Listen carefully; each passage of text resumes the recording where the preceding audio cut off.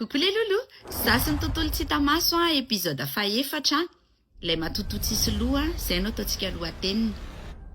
Tantaran'ny Tranga tany amin'ny taona 2024 tany izy ity. Tany amin'ny toerana anankiray izay maro tsika no nanonona azy tany anatin'ny commentaire an'ireo épisode izay efa nandeha ireo. Hijanona hiasa eo amin'ny toerana anankiray io dia mazava ho azy naka hôtely. Tsy haiko izay natataitra fa hoe andeha mba haka suite zany dia ny mpiara-miasa amiko moa zany haka chambre ao amin'ilay hôtely ihany. Ray lala tsara izay fa ery alavitavitra ery zany ilay toerana atoriako dia nendry zareo eo amin'ny lalatsara eo mifampipita eo maromaro izay tsiny.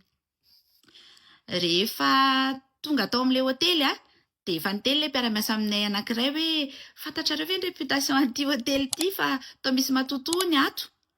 Dia samy meme moa zany amin'ireny mifanina hoe tsisy matahotra. Nitsofoka tao amin'ilay suite dia hafahafa fa tsy tena izay nanaitra fa ohatrany hoe tsy apaisant zany mihitsy ilay izy satria mena daholo ny tao, na ny moquette na ny lambam-pandriana, ny fonondana, ny rideau. Misy ohatra ny varavarana anankiray hafahafa izay ery amin'ny sisiny tery, fantatra hoe tsy trano fidiovana. Dia nanontaniako ilay olona nanatitra ny entako tao zany hoe fa inona ho any eo ambadika io, dia efa asiana entana io madama hozy izy fa raha izaho ianao tsy manokatra an'io fa be vovoka be eo dia sao dia sepitra ato ianao. Ok ary. Nitsofoka tao amin'ilay trano fidiovana indray dia ngeza be mihitsy ilay izy fa ery amin'ny sisiny kely ery vao misy baignoire. Ngezangeza be zany ilay trano. Dia mazava ho azy rehefa ngeza ilay izy dia ohatrany somary manakoako zany rehefa miresaka izay. Tsy nampanena anahy ihany izany fa napetrako ny entako dia lasa nisakafo niaraka tamin'ny ekipa dia miverina tao amin'ilay toerana fatoriana dia nanokatra boky. Dia namaky boky dia eo mpamakiana boky eo ohatrany mahatsapa hoe misy olona mijery anahy zany.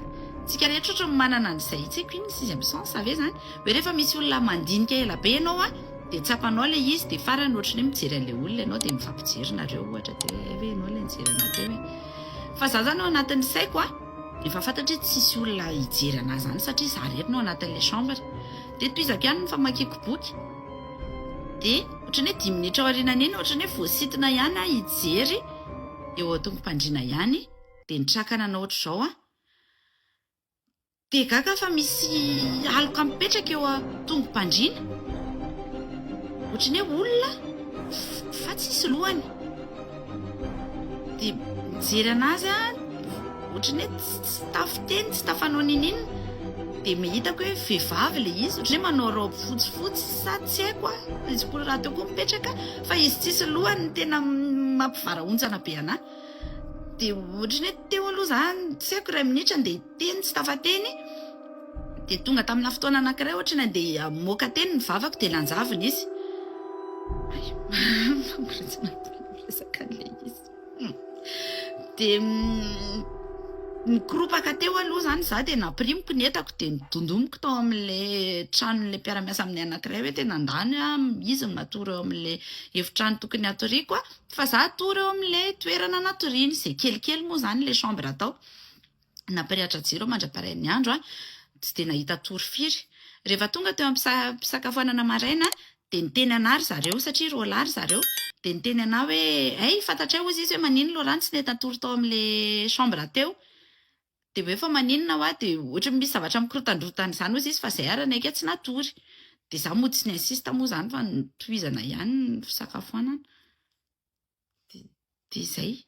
Fantatria ianareo zao izay hôtely resahako izay dia mba tantara kely ao anatin'ilay commentaire dia aza tenenina ny anaran'ilay hôtely raha ohatra ka sao dia tsisy kilo zareo.